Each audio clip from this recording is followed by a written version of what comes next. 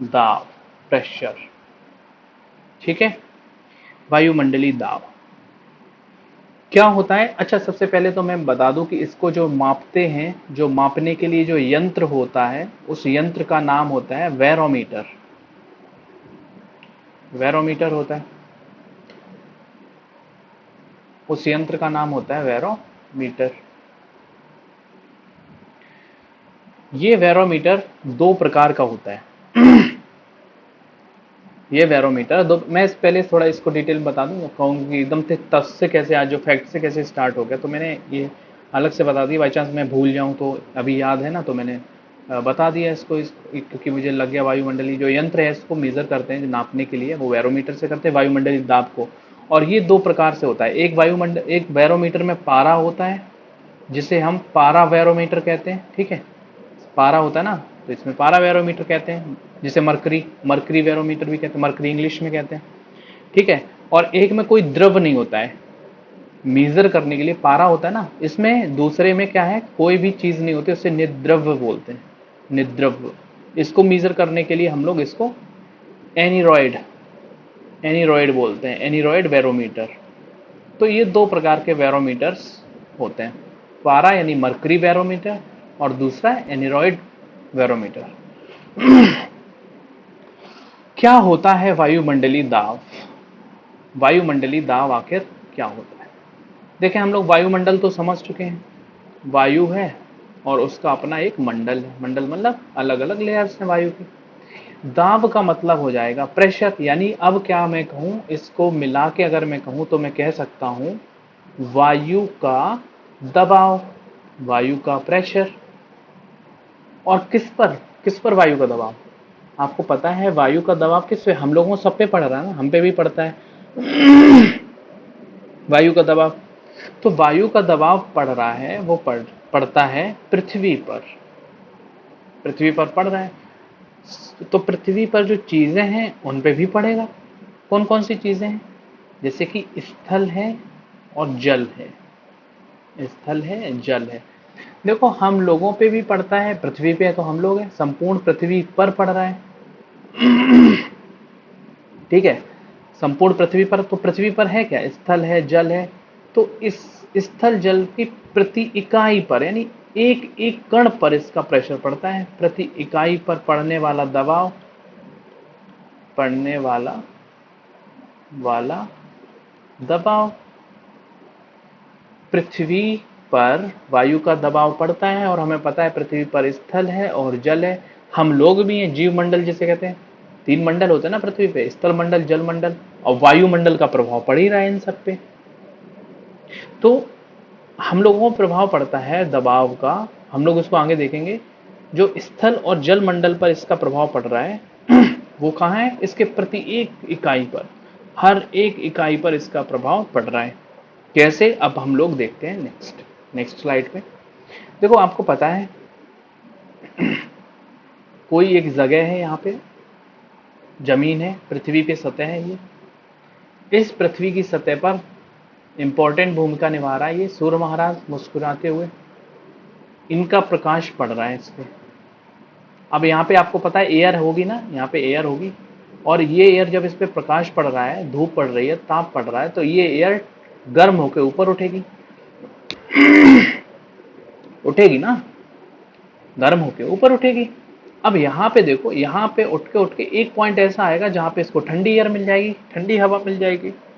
ठंडी हवा से मिल जाएगी जब ये गर्म हवा, तो क्या बन जाएगी, आर्द्रता आ जाएगी ना इसमें, इस हवा में क्या आ जाएगी, आर्द्रता आ जाएगी। आर्द्रता मतलब ह्यूमिडिटी, नमी। आर्द्रता, जब गर्म से ठंडी चीज मिलेगी तो आर्द्रता आ जाती है। आर्द्रता आएगी तो इस, अब ये हवा कैसी हो जाएगी, अब ये हवा वजन हो जाएगा, तो वजन हो जाएगा तो अब हवा नीचे आ जाएगी। आपको पता है कोई भी वजनी चीज होती है ना, वो नीचे होती ना। ठीक है, अब देखें, अब ये सतह पर आ गई, ये गर्म, यहाँ पे ये ठंडी हवा है, ये भी ठंडी हवा है। फिर क्या हुआ कि धूप इस पे पड़ रही, तो ये गर्म होके ऊपर उठी, और ऊपर उठ के इसने फिर ऊपर की हवा में आर्द्रता को ग्रहण किया, आर्द्रता ग्रहण करके ये नीचे आ गई फिर से। क्लियर है यहाँ तक? यहाँ तक क्लियर है? तो देखो जरा मुझे कि जब यहाँ पर दाब पड़ रहा था, यहाँ पे हवा कैसी थी, ठंडी एयर थी ना पहले, अब दाब पड़ा तो सीधी सी चीज है, ये एयर कैसी हो जाएगी, सूखी हो जाएगी, शुष्क हो जाएगी। शुष्क हवा है यानी हल्की हवा है, हल्की हवा होकर कैसे उठेगी, ऊपर होगी ना, हल्की चीज ऊपर होती है, भारी चीज नीचे होती है। फिर इसने जब आर्द्रता ग्रहण की तो आर्द्रता ग्रहण करने के बाद ये भारी हो जाएगी एयर, जब भारी हो जाएगी तो इसमें नमी आ जाएगी, नमी से भारी हुई ना, नमी से भारी हुई, भारी होगी तो ये नीचे बैठ जाएगी, नीचे आ गई। अब मुझे बताओ जब एयर हल्की होती है, जब एयर हल्की हुई, जब उस पर प्रेशर ताप पड़ा, टेम्परेचर पड़ा, तो यहां पर जो वायु का घनत्व है, डेंसिटी होगी, वो ज्यादा होगी कि कम होगी। घनत्व मतलब सघनता, सघनता मतलब वायु के जो कण हैं बहुत पास पास हैं, तो बहुत सीधी सी बात है, सघनता ज्यादा होगी ना, ज्यादा घनत्व होगा यहाँ पे। भाई जिस चीज में घनत्व ज्यादा होता है, आपको पता होगा उसका वेट ज्यादा होता है, वजन ज्यादा होता है। जिस चीज का घनत्व ज्यादा होता है उसका वजन ज्यादा होता है ना। घनत्व का मतलब कुछ नहीं है, एक कोई परमाणु होता है उसमें, कोई एक पदार्थ होता है उसमें छोटे छोटे अणु होते हैं ना, ये अणु, ये अणु जितनी दूर होंगे वो उतना ही हल्का होगा, यानी वो कम उसमें घनत्व होगा, और जितना जल्दी जल्दी जो तो बहुत ही पास पास जिसमें अणु होंगे वो बहुत ही ज्यादा सघन होगा, यानी वो बहुत ही ज्यादा उसमें घनत्व होगा। कहने का मतलब वही है, घनत्व। घनत्व जो है वो शब्द है एक, घना, घना से बनकर मिला है घनत्व। तो मुझे बताओ जब वायु में ज्यादा घनत्व होगा तो इसका मतलब वो नीचे बैठेगी, यानी नीचे जो बैठी हुई एयर है, जो जमीन के पास एयर होगी उसमें ज्यादा घनत्व होगा। अब जिसमें ज्यादा घनत्व होगा वो ज्यादा प्रेशर डाल रही ना जमीन पे, जिसमें ज्यादा वजन होगा वो ज्यादा वजन डालेगा।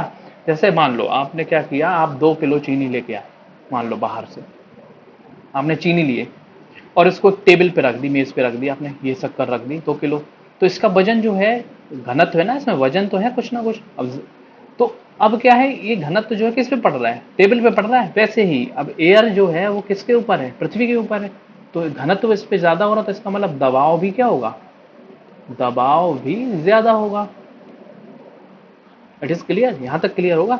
घनत्व ज्यादा है तो इसका मतलब दबाव ज्यादा है, किसका, हवा का, एयर का, विंड का। क्लियर। अब क्या हुआ, अब इस एयर में शुष्कता आ गई, नमी आ गई, नमी आ गई ना, सॉरी शुष्कता आ गई, यानी एयर हल्की हो गई। अब जब हल्की हो गई, मुझे बताओ जब एयर अभी हल्की है और हल्की होकर ऊपर उठ गई है, अब जब हल्की होकर ऊपर उठ गई यानी हल्की है, तो घनत्व तो कैसा होगा, ज्यादा होगा कि कम होगा, कम होगा। पृथ्वी की जो सतह पर एयर थी, जहां पे ज्यादा घनत्व था, उसकी अपेक्षा, उसके कंपैरिजन यहाँ पे घनत्व तो क्या होगा, कम होगा, तभी तो ऊपर उठी है। घनत्व तो कम होगा, जब घनत्व तो कम होगा तो दबाव भी कैसा होगा, कम होगा। ठीक है, यहां तक कोई दिक्कत होनी भी नहीं चाहिए, क्योंकि कुछ ऐसा पढ़ा ही नहीं, मैंने बताया ही नहीं, ये तो नॉर्मल कॉन्सेप्ट है। फिर से एक बार देख लो, फिर से एक बार देख लो। क्या हुआ कि जब कोई सूर्य है, तापमान है, टेम्परेचर है, पड़ रहा है एक जगह पर, तो यहाँ पे वायु पहले बहुत पास पास थी। रात का समय, मान लो रात के समय यहाँ पे क्या है, वायु पास पास है। अब सूर्य सुबह हुआ, सूर्य की किरणें पड़ी तो ये वायु गर्म हुई, जब गर्म हुई तो हल्की हुई, शुष्क हो जाएगी ना, नमी छोड़ देगी नीचे और गर्म होके ऊपर उठाएगी। हाँ ज्यादा क्या, हाँ ज्यादा। तो ये नमी जो है, नमी छोड़ छोड़ देगी तो ये सूखी, शुष्क का मतलब है सूखी, और जो सूखी हो जाएगी तो ये ऊपर उठ जाएगी, ऊपर उठेगी वो हल्की होगी ना, तो हल्की है तो इसका मतलब घनत्व तो कम है, तो दबाव भी कम होगा। ठीक है, और जो ऊपर, जो बिल्कुल सतह के ऊपर है उसमें घनत्व तो ज्यादा होगा, दबाव भी ज्यादा होगा। क्लियर है। आप ऐसे समझ लो, आप लेटे हो, ये मान लो आप लेटे हैं, ये लेटे हैं आप, आपके ऊपर क्या किया मैंने, 5 किलो का वेट रख दिया पहले, हाँ वायु, आपके ऊपर मैंने 5 किलो का वेट रख दिया, फिर इसको हटाया 10 किलो का वेट रख दिया, तो आपको क्या महसूस होगा, दबाव महसूस होगा ना, प्रेशर महसूस होगा। ठीक वैसे ही पृथ्वी पर भी प्रेशर महसूस हो रहा है, पृथ्वी पे भी दबाव महसूस हो रहा है। लेकिन क्या हुआ कि अब मैंने इसको हटा लिया, ठीक है, जब हटाया तो अब हमें पता है कि प्रेशर कम हो गया, वैसे ही अब ये प्रेशर कम हो जाएगा, सेम वैसी ही चीज है। क्लियर। अब देखें आगे, इतना तो क्लियर हो गया होगा आपको कि पृथ्वी पर जो एयर होती है, विंड होती है, उसका घनत्व ज्यादा होता है। जब घनत्व ज्यादा होगा तो दबाव भी ज्यादा होगा, प्रेशर ज्यादा होगा। जब वो एयर सूखी होकर ऊपर उठ जाएगी तो जो हवा में ऊपर एयर होगी उसका घनत्व कम होगा और दबाव भी कम होगा। ऊपर उठने का मतलब क्या है, इसी से जुड़ा हुआ है। ऊपर उठने का मतलब क्या है? ऊपर उठने का मतलब मैं कह सकता हूं, यहां पे मैं आपसे पूछने जा रहा हूं कि मुझे बताओ, भूमध्य रेखा पर घनत्व ज्यादा होगा या घनत्व ज्यादा होगा और दबाव ज्यादा होगा, या फिर ध्रुवों पर घनत्व ज्यादा होगा, दबाव ज्यादा होगा? बताएं मुझे, भूमध्य रेखा पर या ध्रुवों पर कहां पे घनत्व ज्यादा होगा? सीधी सी चीज है, जहां घनत्व ज्यादा होगा वहां दबाव ज्यादा होगा। तो मुझे बताओ इन दोनों में दबाव कहां पे ज्यादा होगा, भूमध्य रेखा पर या ध्रुवों पर?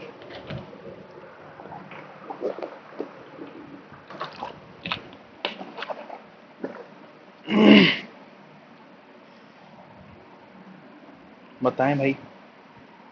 मैं फिर से क्वेश्चन रिपीट कर दूं, भूमध्य रेखा पर दबाव ज्यादा होगा।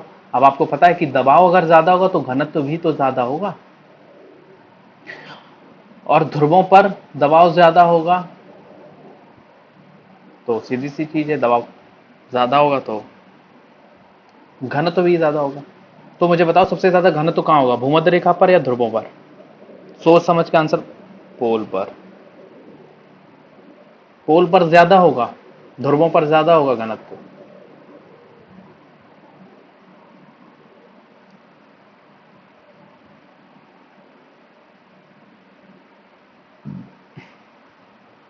पोल पर ज्यादा होगा घनत्व।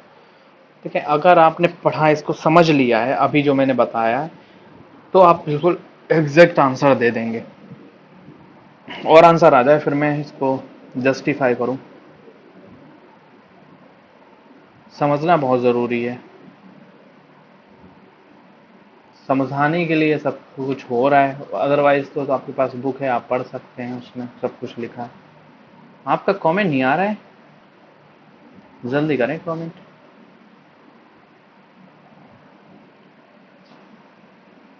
नेटवर्क का बहाना मत बनाइएगा, है ना, कि अब नेटवर्क नहीं आ रहे हैं।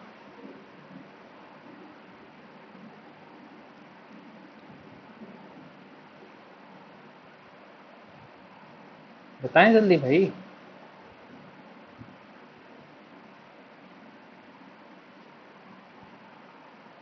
हम्म।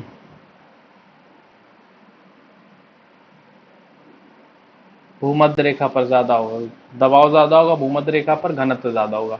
बहुत सही। क्या समझे आप? कुछ भी नहीं समझे, या तो आप समझना नहीं चाहते।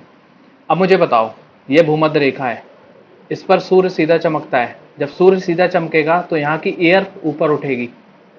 एयर ऊपर उठेगी तो एयर में क्या होगा, दबाव कम होगा, घनत्व कम होगा। ध्रुवों पर क्या है, ध्रुवों पर सूर्य की किरणें तिरछी होती हैं। तिरछी होती हैं तो सीधी सी चीज है, जो यहाँ की एयर है वो ज्यादा करीब होगी। एयर करीब होने का मतलब एयर में ज्यादा नमी होगी। जब नमी ज्यादा होगी तो यहाँ पे दबाव ज्यादा होगा, घनत्व ज्यादा होगा। तो किसमें घनत्व ज्यादा होगा, भूमध्य रेखा पर या ध्रुवों पर? आपको टेम्परेचर देखना ना, टेम्परेचर जहाँ, अगर एक तरह से मुझसे कहो कि इसका कोई ट्रिक बता दो तो मैं ट्रिक अगर बता दूं, वैसे ट्रिक कुछ नहीं है, वो इसी से आई है ट्रिक। कुछ नहीं समझा आपने। ट्रिक जो होती है वो कॉन्सेप्ट से ही बनती है। ट्रिक जो होती है वो कॉन्सेप्ट से ही बनती है, और कॉन्सेप्ट ये है कि ताप ज्यादा तो दबाव प्लस घनत्व, दबाव और घनत्व दोनों कैसे होंगे, कम होंगे। जहां पर ताप ज्यादा होगा दबाव और घनत्व कम होंगे, और जहां पे ताप कम होगा, टेम्परेचर कम होगा, वहां पे दबाव प्लस घनत्व ज्यादा होगा। ये सब किताब में आपको ऐसे मिल जाएगा। पर कैसे हुआ वो मैंने आपको समझाया था, यानी आपको समझना ही नहीं है। कुछ नहीं, मैं फिर से बता रहा हूं, है ना, प्लीज फिर से समझने की कोशिश कीजिएगा please, it is humbly request to you. देखें, ये सूर्य है ना, सूर्य, सूर्य क्या होता है, टेम्परेचर, सूर्य से ताप निकलता है, टेम्परेचर आता है सूर्य से, भूमध्य रेखा पर सीधा चमकता है। जब भूमध्य रेखा पर सीधा चमकेगा यानी सूर्य की किरणें जब सीधी पड़ेंगी तो टेम्परेचर यहाँ पे ज्यादा होगा ना, तापमान ज्यादा होगा। जब तापमान ज्यादा होगा तो यहाँ पे जो हवा होगी वो सूखी हो जाएगी ना, सूख जाएगी ना हवा। हवा जब सूख जाएगी तो वो सीधी सी चीज है, ऊपर उठ जाएगी तो यहाँ पे दबाव कम हो जाएगा, नीचे दबाव होगा ही नहीं, तो दबाव कम हो जाएगा ना, यहाँ पे दबाव कम हो जाएगा एयर का। अब मुझे बताओ यही, अब टेम्परेचर ध्रुवों पर तिरछा पड़ता है, यानी सूर्य की किरणें तिरछी आती है, यानी टेम्परेचर कम होता है यहाँ पे। टेम्परेचर कम होगा तो यहाँ पर हवा उठेगी नहीं ना, ऊपर नीचे ही रहेगी। और अगर हवा नीचे रहेगी तो दबाव यहाँ पे, जहाँ ऊपर भूमध्य रेखा रेखा पर कम था, वही यहाँ पे दबाव ज्यादा हो जाएगा। और मैंने बताया जहाँ दबाव ज्यादा होता है वहाँ घनत्व ज्यादा होता है। घनत्व की वजह से मैं, दोनों एक दूसरे ही हैं, एक दूसरे के पूरक है मैं कहूँ। दबाव वहीं ज्यादा होगा जहां घनत्व ज्यादा होगा। घनत्व का मतलब जहां पे चीजें घनी होंगी वहां पे दबाव ज्यादा होगा। क्लियर? क्लियर है?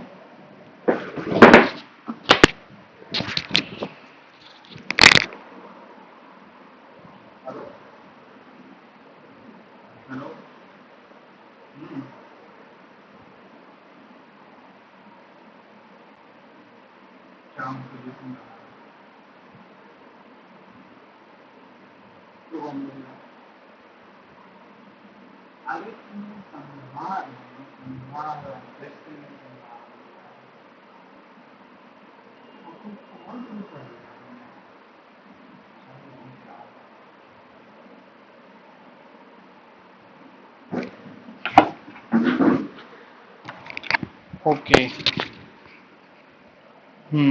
मतलब अरुणाचल प्रदेश में दबाव कम होगा डेफिनेटली। ऊंचाई पे जाने पे दबाव कम हो ही जाएगा। ऊंचाई पे हम जाते हैं तो दबाव कम होगा ही होगा। पहाड़ों पर आपको नहीं पता है कि जब आप पहाड़, अभी आप देखेंगे है ना, इसको पूरा देखेंगे तो मैंने ये बताया आपको, जहाँ पे भूमध्य रेखा है वहाँ पे सूर्य की किरणें सीधी चमक रही हैं। जब सीधी चमक रही हैं तो हवा जो है वहाँ पे सूखी हो जाएगी। जब सूखी हो जाएगी तो ऊपर उठ जाएगी। अब पृथ्वी पे कोई दबाव पड़ रहा है? नहीं पड़ रहा है, तो यानी दबाव कम है। अब इसका उल्टा कर दो, ध्रुवों पर क्या है, सूर्य की किरणें तिरछी हैं। सूर्य की किरणें तिरछी हैं यानी वो सूखी कम है। जब सूखी कम है तो दबाव डाल रही है, नहीं तो दबाव ज्यादा होता है भूमध्य रेखा पे। क्लियर? और मैंने वो बता ही दिया ही है। टेम्परेचर ज्यादा, ऐसे शॉर्टकट से भी याद कर सकते हो, टेम्परेचर ज्यादा, वैसे शॉर्टकट कुछ होता नहीं है। ओके। हम्म।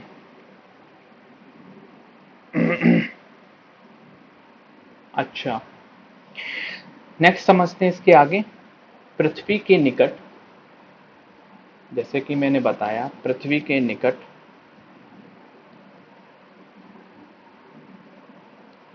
जो घनत्व है वायु का घनत्व और दबाव, ये ज्यादा होते हैं कब?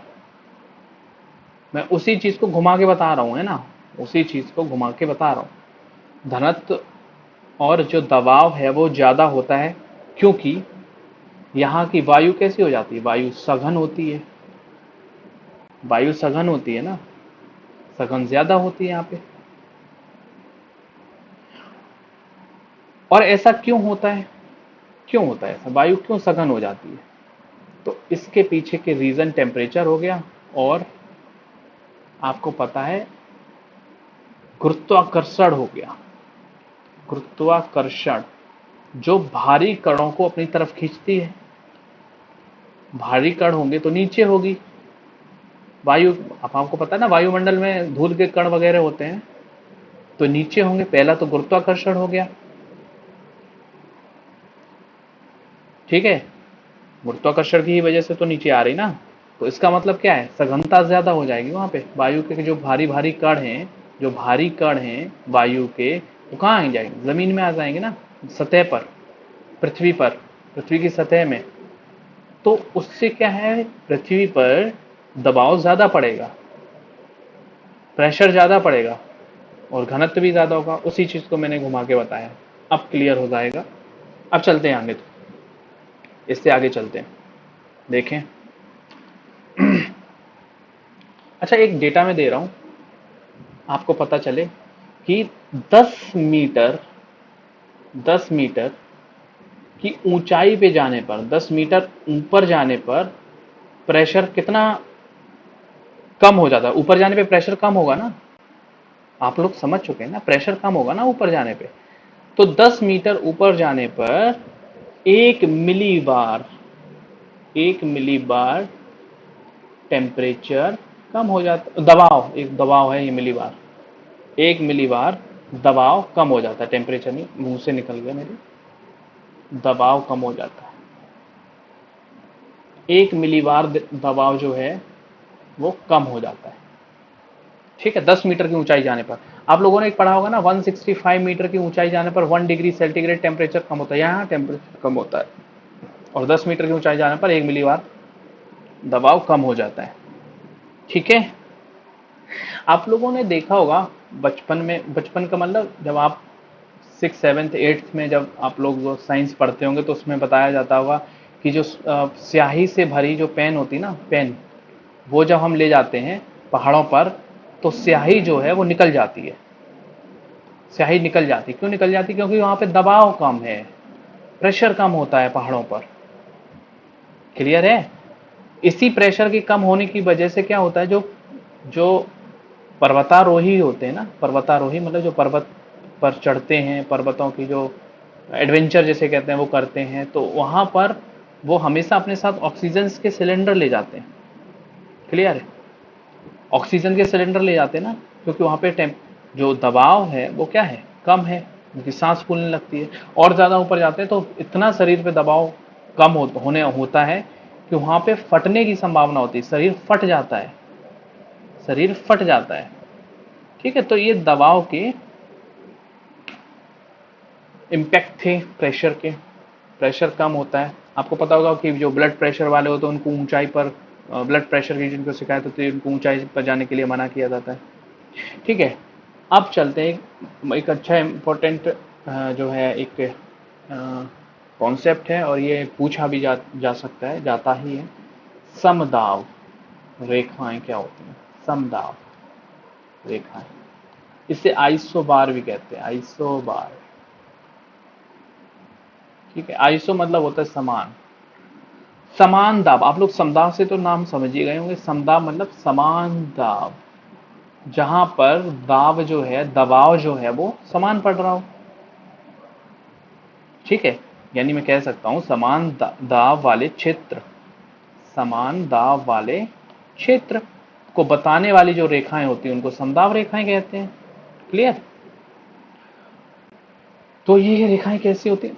अच्छा, जैसे मैं बता रहा हूं, जैसे ये मेरा कोई मैप है ना, मैं जल्दी से ये मैप बना रहा हूं, ये मेरा वर्ल्ड मैप है, और इस वर्ल्ड मैप में क्या है, एक रेखा, एक यहाँ पे है पॉइंट, कोई क्षेत्र, एक क्षेत्र यहाँ पर है, एक क्षेत्र यहाँ पर, एक क्षेत्र यहाँ पर है, एक क्षेत्र यहाँ पर है। तो इनको हम अगर मिला देंगे, ये जो क्षेत्र है ये यहाँ पे क्या है, समान दाब है, समान दाब है। तो इन क्षेत्रों को जब हम मिला देंगे तो वो हमारे समदाब रेखाएं कहलाती हैं। ठीक है, तो आपको एक चीज क्लियर होनी चाहिए कि जो समान दाब वाले क्षेत्र होते हैं इनको मिलाने के लिए या इनको बताने के लिए, जो समान दबाव वाले क्षेत्र हैं इनको बताने के लिए जरूरी नहीं है, यह कंडीशन होने के लिए यह जरूरी नहीं है कि ये जो क्षेत्र हैं ये समान अक्षांश पर हो। वो कहीं भी हो सकते हैं, कहीं भी हो सकते हैं। समान अक्षांश जरूरी नहीं है कि आप पता करें कि ये अक्षांश यहाँ से निकलता है तो सारे क्षेत्र इसी अक्षांश पे होंगे, बिल्कुल नहीं है। ये अक्षांश अगर मेरा गया तो यहाँ पे भी हो सकता है, यहाँ हो सकता है, यहाँ हो सकता है, यहाँ हो सकता है, इस अक्षांश पर भी हो सकता है कोई क्षेत्र। तो जब हम मिलाएंगे तो वो एक ऐसे डायग्राम बनेगा, एक ऐसा जो है चित्र बनेगा इस तरह का। तो ऐसे जो है, जो समदाब रेखाएं हैं उसके लिए जरूरी नहीं है कि समान अक्षांश पर वह क्षेत्र स्थित हों। क्लियर? जैसे मैं एक उदाहरण आपको बता दूं कि 1000 मिलीबार, मैंने मिलीबार बताया ना आपको, जब हम लोग 10 मीटर ऊंचाई पर जाते हैं तो 1 मिलीबार दबाव कम होता है। तो 1000 मिलीबार पर जो रेखाएं खींची जाती हैं जुलाई के माह में, ये रेखाएं बनती हैं जुलाई के माह में, आइसो बार यानी समदाब की जो रेखाएं हैं वो 1000 मिलीबार पर ये रेखाएं बनती हैं जुलाई के माह में, और ये कहाँ बनती है? राजस्थान में बनती है, जिसमें 4-5 क्षेत्र आते हैं। सिरोही है, उदयपुर है, राजस्थान। ठीक है, राजस्थान में ना, तो ये वहां पर ये आइसोबार बनते हैं जुलाई के माह में। ये पूछा जाता है कभी कभी क्वेश्चन कि 1000 मिलीबार की जो रेखाएं होती हैं, तो वहां पर आइसोबार किस माह में बनती हैं? तो आप बता सकते हैं राजस्थान में बनती है और जुलाई के माह में बनती है। ठीक है, इसमें सिरोही जगह का नाम है। सिरोही, सिरोही मैंने कहा ना, अलग अलग क्षेत्र होते हैं। सिरोही एक क्षेत्र होता है, वहां पे दाव, उदयपुर, यहाँ पे दाव जो है वो बराबर होते हैं, समान दाव होते हैं। क्लियर? इसी में थोड़ा और एक्सपेंड करते हैं। हाँ, शिखर। हम्म। ठीक है। कुछ पूछना है यहाँ तक? कुछ पूछना है, कुछ जानना है यहाँ पे आपको?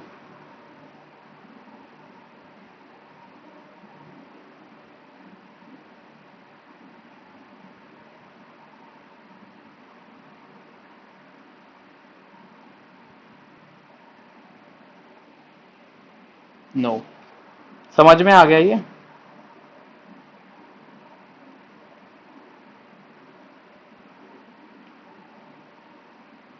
हम्म।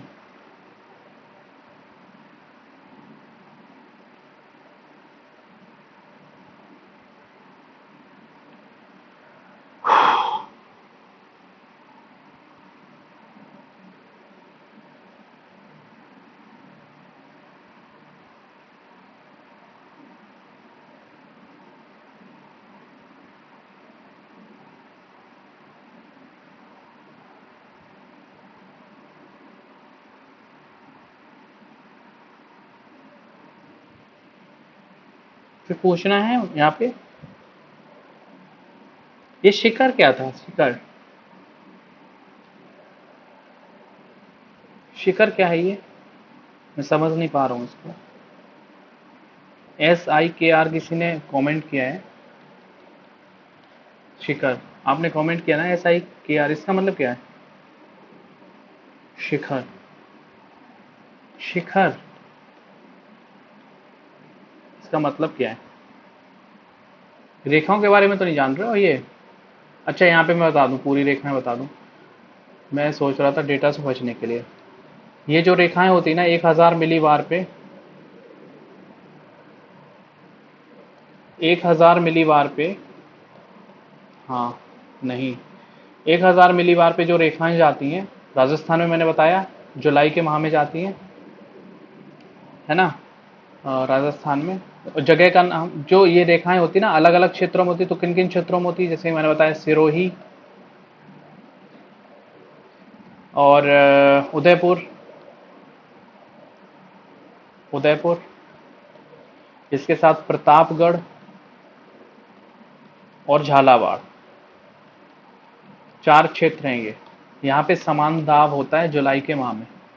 RJ के डिस्ट्रिक्ट से कर बोल रहा हूँ। ओके ओके ओके ओके, ठीक है।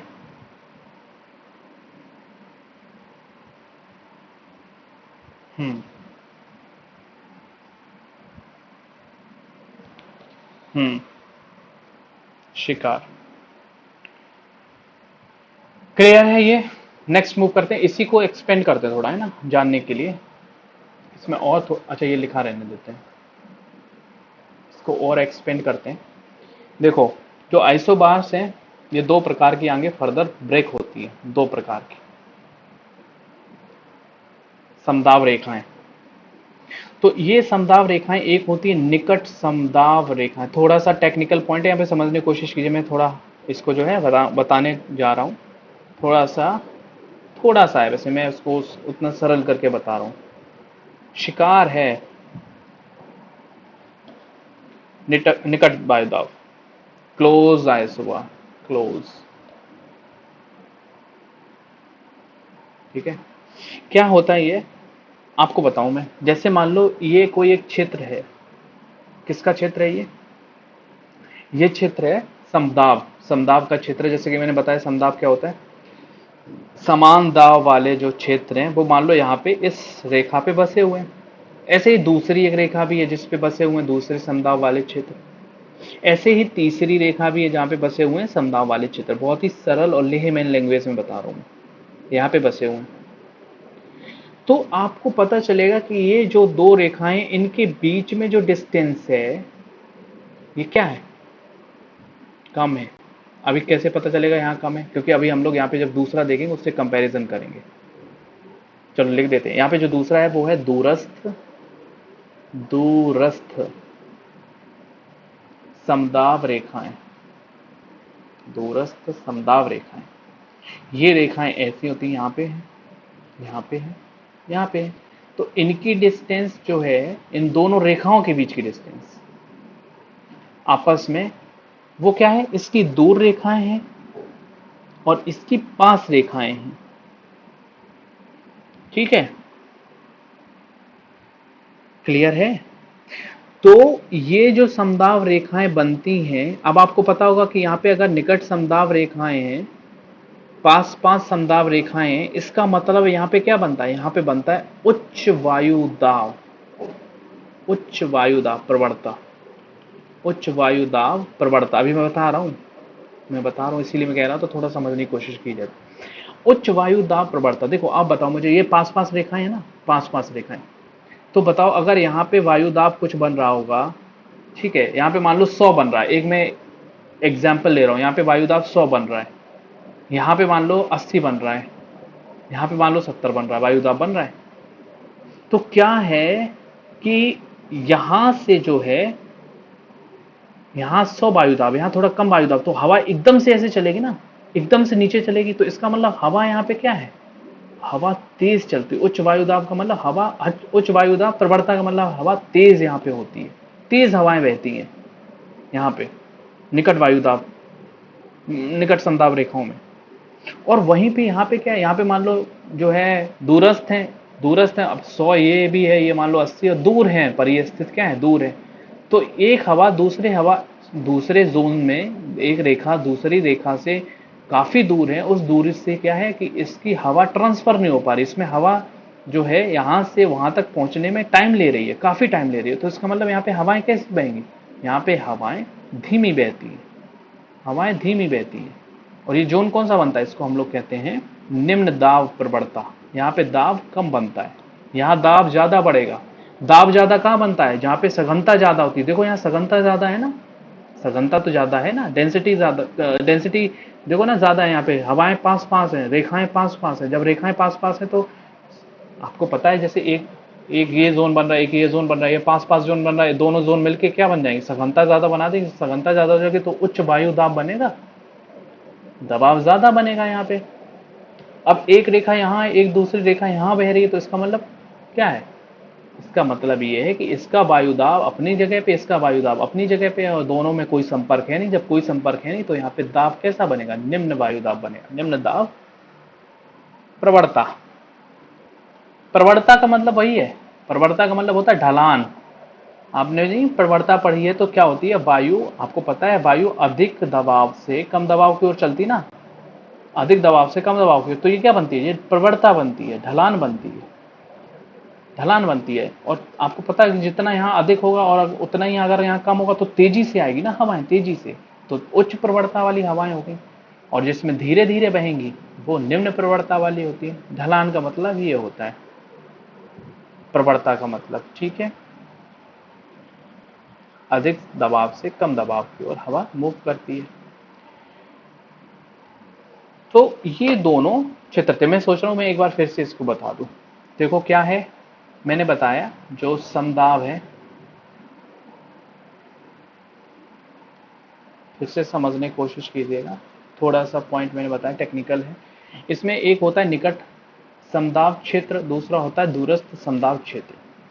समदाब क्या होता है, निकट समदाब, जैसे कि नाम है ना निकट, क्लोज, तो यहाँ पे जो रेखाएं होंगी समदाब वाली वो पास पास होंगी। जब रेखाएं पास पास होंगी तो यहाँ पे सघनता ज्यादा हो जाएगी ना, सघनता जब ज्यादा हो जाएगी तो ये उच्च वायुदाब का निर्माण करेंगे, उच्च वायुदाब। और प्रवणता मैंने इसलिए लगा दिया क्योंकि हवाएं तेज चलेंगी ना, यहाँ पे हवाएं तेज चलेंगी, तो प्रवणता उच्च वायुदाब की प्रवणता है तो हवाएं तेज चलेंगी। वैसे ही जो दूरस्थ समदाब क्षेत्र है उसमें जो रेखाएं हैं, समदाब रेखाएं हैं, वो दूर दूर होंगी। समान क्षेत्र वाले जिनमें दबाव समान है, वे ऐसी रेखाएं दूर दूर होंगी। जब दूर दूर रेखाएं होंगी तो इनमें आपस में कोई कांटेक्ट होगा, अगर होगा भी तो बहुत कम होगा, बहुत मिनिमम होगा। जब मिनिमम कांटेक्ट होगा तो हवाएं बहुत धीमी होंगी। क्यों धीमी होंगी? क्या होगी? यहाँ पे सघनता कम है, जब सघनता कम है तो निम्न वायु दाब बनेगा। क्लियर? हवाएं धीमी चलेगी। I hope it is clear, और होना भी चाहिए। कहने का मतलब कोई जबरदस्ती नहीं है। समझ में आ गया तो बताएं मुझे, मैसेज कर दें पेमेंट।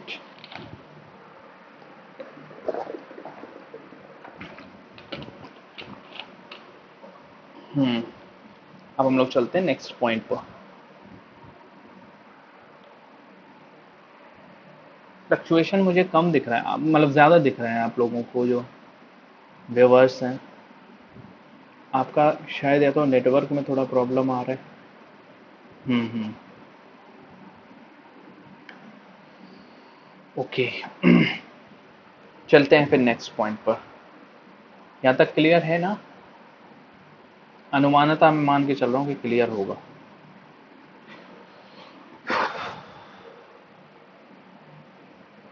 Okay, that's good.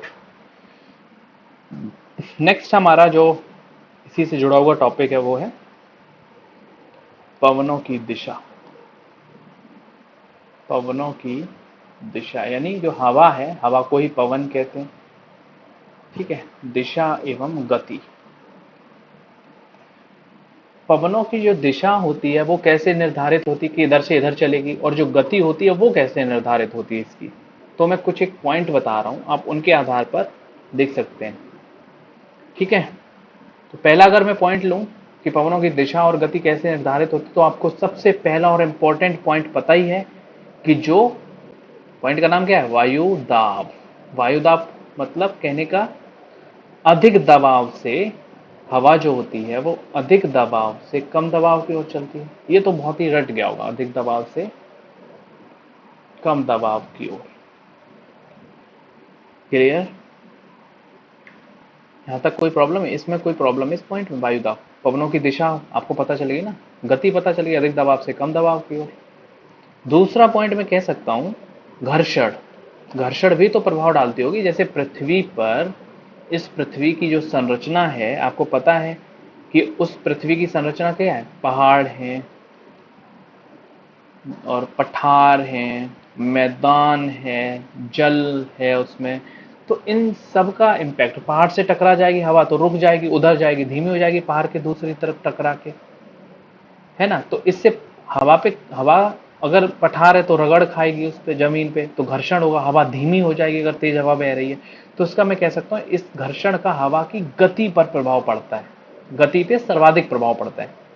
दिशा पे भी पड़ सकता है ना, जैसे हवा ऐसे बह रही है, सामने कोई चीज पर्वत है तो उसी से टकरा जाएगी, जब टकरा जाएगी तो हवा की गति धीमी हो जाएगी ना। हो सकता है इधर थोड़ी कम दबाव, अब क्या होगा, इससे टकरा गई, अब इधर क्या होगा, इधर दबाव जो है कम बन गया, इधर दबाव कम है, इधर अधिक दबाव था तो हवा इधर मूव कर गई। तो जो ऊपर वाला पॉइंट था ये दिशा का निर्धारण कर सकती है। जो वायु दाब है वो दिशा का निर्धारण कर सकती है, जो घर्षण है वो किसका निर्धारण कर सकती है? गति का। तीसरा पॉइंट क्या हो सकता है? तीसरे पॉइंट को मैं डिटेल में बताना चाहता हूँ। बहुत ही इंपॉर्टेंट पॉइंट, बहुत ही बेहद इंपॉर्टेंट, एक टॉपिक समझ लो, एक अलग से टॉपिक है ये तीसरा पॉइंट।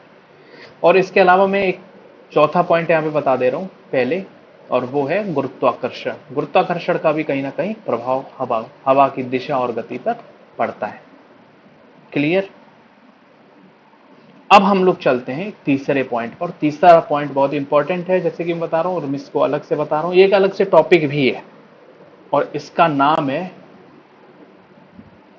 शायद पता भी होगा, कोरियोलिस बल, कोरियोलिस फोर्स, इफेक्ट जिसे कहते हैं, कोरियोलिस इफेक्ट। यह जो है एक प्रकार से आभासी बल होता है। कैसा बल होता है? आभासी। आभासी मतलब आभास होता है, आभास, आभासी बल होता है। ये कोरियोलिस जो नाम पड़ा है, ये पड़ा है, एक वैज्ञानिक थे, भूगोल वेत्ता ही थे, जिनका नाम था जी जी जी कोरियोलिस, कोरियोलिस। लेस। ठीक है, बहुत धीरे चल रहा हूं मैं, बहुत ध्यान से इसको समझने की कोशिश कीजिएगा। ओके, क्या होता है ये, वर्क कैसे करता है, अब हम लोग उसकी बात करते हैं। एक ये पृथ्वी है हमारी, ठीक है, ये पृथ्वी है। आपको पता है यहाँ पे पृथ्वी के ध्रुव हैं। उत्तरी गोलार्ध में नॉर्थ पोल है और दक्षिणी गोलार्ध में दक्षिणी ध्रुव है। और बीच से एक लाइन जाती है, उसको हम लोग कहते हैं भूमध्य रेखा, कहते हैं भूमध्य रेखा। पहला इसमें जो पॉइंट होगा वो होगा पृथ्वी की आकृति कैसी है। पृथ्वी की आकृति, कोरिलेसिस जो इफेक्ट है उसके लिए दो पॉइंट्स होते हैं, जिसमें पहला पॉइंट इंपॉर्टेंट पॉइंट होते हैं जिन पर निर्भर करती है, वो है पृथ्वी की आकृति। आपको पता होगा कि पृथ्वी की आकृति में जो भूमध्य रेखा है या विषुवत, इसी को विषुवत भी कहते हैं, या जो विषुवत रेखा है, इसमें मैं यहां लिख दे रहा हूं, जो भूमध्य रेखा है, भूमध्य रेखा पर जो परिधि है पृथ्वी की, परिधि जो है, जैसे डायमीटर मैं कह दूं, डायमीटर ये देखो, ये लाइन, ये जो लाइन है ना, ये डायमीटर ध्रुव, ध्रुव पे देखो, ध्रुव पे कम है ना ये डायमीटर, ये देखो है कम,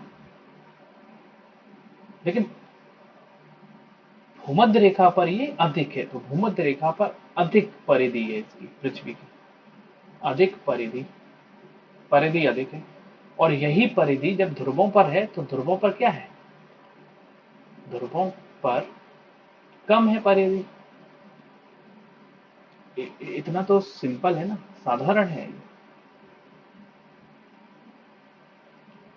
और दूसरा इसमें जो पॉइंट है, मैंने कहा ना इसमें दो पॉइंट वर्क करते हैं, जो इसमें दूसरा पॉइंट वर्क करता है, एक पॉइंट तो आप समझ गए पृथ्वी की आकृति, दूसरा पॉइंट जो वर्क करता है वो है पृथ्वी की घूर्णन गति। घूर्णन गति मतलब घूमने वाली गति, घूर्णन गति। आपको पता है कि जो पृथ्वी है वो ऐसे रोटेट करती है, पश्चिम से पूर्व की ओर, और सॉरी लाइक दिस, पश्चिम से पूर्व की ओर ऐसे रोटेट करती है। पश्चिम से पूर्व ऐसे ही तो करेगी, तो ऐसे रोटेट कर रही है पृथ्वी, कर रही है ना, घूम रही है। अब जब ऐसे पृथ्वी घूम रही है तो मुझे बताओ इसकी जो गति होगी वो सबसे ज्यादा गति महसूस कहां पे की जाएगी, ध्रुवों पर या भूमध्य रेखा पर। इस मैंने फिर से बोलना है इस पॉइंट को, और मैं ये बोल रहा हूं कि पृथ्वी की घूर्णन गति वर्क करती है, और पृथ्वी कैसे घूमती है, पश्चिम से पूर्व की ओर घूमती है। और पृथ्वी जब घूम रही है तो इसकी घूर्णन गति जो है, जो गति है, उसका इफेक्ट, उस गति को महसूस सबसे ज्यादा कहां किया जा सकता है, ध्रुवों पर या फिर भूमध्य रेखा पर। कमेंट करें इसको, इस पॉइंट के लिए कमेंट तो बनता है, सबसे ज्यादा कहां महसूस की जाएगी, सबसे ज्यादा महसूस घूर्णन गति कहां की जाएगी पृथ्वी की। आप लोग कमेंट्स लेट आएंगे। तो सबसे जो ज्यादा महसूस की जाएगी घूर्णन गति, वो की जाएगी ध्रुवों पर, ध्रुवों पर अधिक होगी इसकी घूर्णन गति, और भूमध्य रेखा पर लगभग शून्य होगी, भूमध्य रेखा पर कम होगी, कम महसूस करेंगे, भूमध्य रेखा पर कम।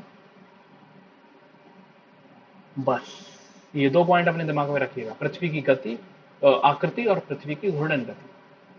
अब क्या होता है कि पृथ्वी तो घूमने लगी, अब जैसे ही घूमती है, ऐसे घूमती है पश्चिम से पूर्व, हाँ बिल्कुल ठीक है, बिल्कुल ठीक है, पश्चिम से पूर्व की ओर जैसे ही घूमती है, बहुत तेजी से घूमती है, और इसकी जो गति है वो ध्रुवों पर अधिक महसूस की जा रही है और भूमध्य रेखा पर कम महसूस की जा रही है। वैसे ही एक बल काम करने लगता है जिसे कहते हैं कोरियोलिस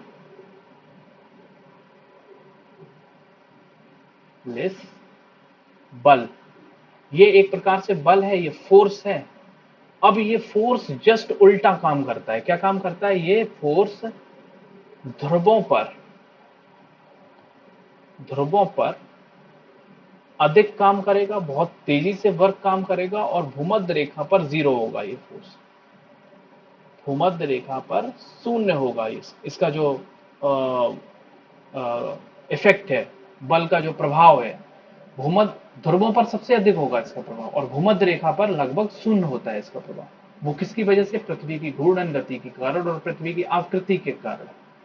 पृथ्वी की आकृति देखो आप ना, परिधि अधिक है, परिधि का रोल यही है। परिधि का रोल घूर्णन गति में है। घूर्णन गति में कैसे? इसकी पृथ्वी घूम रही है ना, ऐसे घूम रही है पृथ्वी। अब जब पृथ्वी ऐसे घूम रही है तो सबसे ज्यादा जो महसूस गति हो रही है वो ध्रुवों पर हो रही है ना। सबसे कम महसूस आपको भूमध्य रेखा पर होगी, क्योंकि इसकी जो परिधि है भूमध्य रेखा की वो ज्यादा है इसकी वजह से। और वो जो बल है, वो उस बल का इम्पैक्ट भी ज्यादा ध्रुवों पर होगा और भूमध्य रेखा पर शून्य होता है। ये क्वेश्चन आता है इस प्रकार से, कोरिलेसिस बल का इफेक्ट शून्य कहां पे होता है? तो सीधी सी चीज है, भूमध्य रेखा पर होगा, घूर्णन गति के कारण, पश्चिम से पूर्व घूम रही ध्रुवों के कारण। ध्रुव जो है उसके सॉरी भूमध्य रेखा पर जो परिधि है वो ज्यादा है, इसकी वजह से वहां पे जो इफेक्ट है वो जीरो होगा उसका। अब देखो, अब इन सब का मिला जुला प्रभाव पड़ता है हवाओं पर। अब आपको पता होगा हवाएं, अच्छा आप एक चीज करो, इसका मैं दूसरी तरह से एग्जांपल दे रहा हूं कोरिलेसिस बल का। ये एक पॉट है, इस पॉट में आपको पता है दही भरा है। क्या भरा है? दही। दही तो जानते हो ना, दही भरा है, और इसमें एक पड़ी है मथनी, जिससे मथते हैं। अब मथनी को घुमाना शुरू करेंगे, जब मथनी को घुमाना शुरू करेंगे तो आपने देखा होगा मक्खन जो होता है यहां से निकल निकल के कहां पे ज्यादा आता है? कहां पे ज्यादा आता है? केंद्र में, मथनी में चिपकता है ना मक्खन ज्यादा। मक्खन ज्यादा किसमें चिपकता है? मथनी में। दूसरा एग्जांपल ले लो, ये एक सीलिंग फैन लगा है ना, सीलिंग फैन लगाई। सीलिंग फैन जब घूमता है तो इधर हवा तो पहले से ही मौजूद है ना, हवा पहले से ही मौजूद है, लेकिन वो इधर उधर बिखरी हुई है, और ये पंखा क्या करता है, जैसे ही घूमता है तो इन सबको हवाओं को लाके केंद्र में कर देता है ना, ऐसे गोला बना देता है। तो वैसे ही पृथ्वी के चारों ओर हवा तो है, लेकिन ये पृथ्वी घूमती है तो वो इसको क्या कर देती है? केंद्र में स्थित कर देती है, केंद्र में ले आती है हवा को। क्लियर है ये? तो क्या होता है कि इसका प्रभाव जो है वो हवाओं पड़ता है, और हवाएं जो होती हैं जैसी चल रही होती हैं, जो इनकी हवाओं की मूल दिशा होती है, उन मूल दिशा से भटक जाती है। भटक जाती है, भटक कर क्या करती है? मूल दिशाओं से भटक जाती है। और जब ये मूल दिशा से जब ये भटक जाती है तो इसका इम्पैक्ट पड़ जाता है किस पर पता है? अब देखो, ये पृथ्वी है हमारी, घूम रही है, ये नॉर्थ पोल है, यहां की जो हवा होगी ये क्लॉकवाइज चलेगी, ऐसे ऐसे चलेगी हवा, ऐसे यहां की हवा ऐसे चलती है। और जो दक्षिणी गोलार्ध में हवा होगी वो एंटी क्लॉकवाइज चलेगी, ऐसे।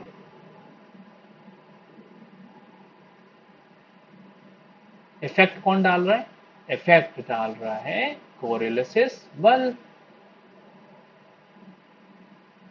क्लियर?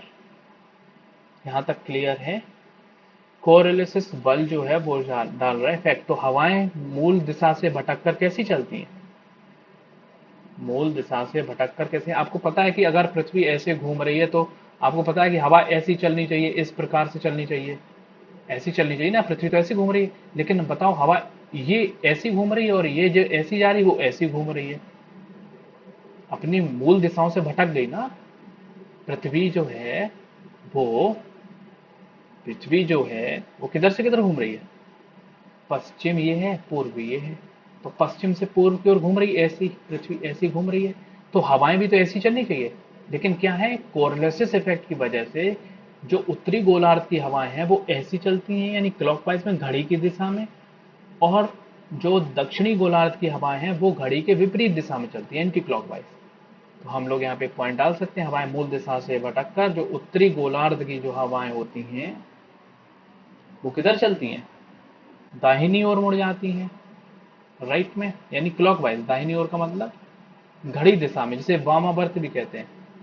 वामावर्त, मैं वामावर्त की अपेक्षा आप लोगों को क्लॉकवाइज ज्यादा बताना पसंद करूँ, क्योंकि क्लॉकवाइज, क्लॉक मतलब होता है घड़ी, वाइज मतलब दिशा में, घड़ी की दिशा में। घड़ी कैसी चलती है, ऐसी चलती है ना, इसकी दिशा में। और जो दक्षिणी गोलार्ध होती है, उस दक्षिणी गोलार्ध में जो हवाएं होती हैं वो बाईं ओर चलेंगी। बाईं ओर मतलब एंटी क्लॉकवाइज।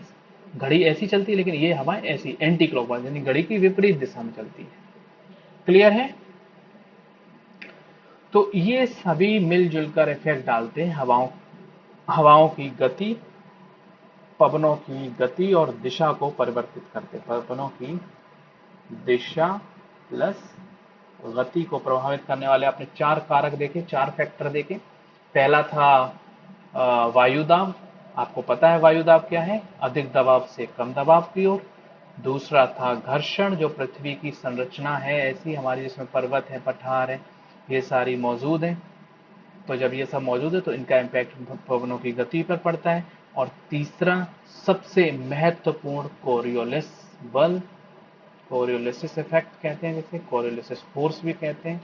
और जो चौथा था वो था गुरुत्वाकर्षण का भी इस पर प्रभाव रहता है। तो दीज आर फोर फैक्टर्स, ठीक है, पवनों की दिशा और गति निर्धारण करने में चारों फैक्टर महत्वपूर्ण भूमिका निभाते हैं। क्लियर है ये? हम्म। क्लियर है?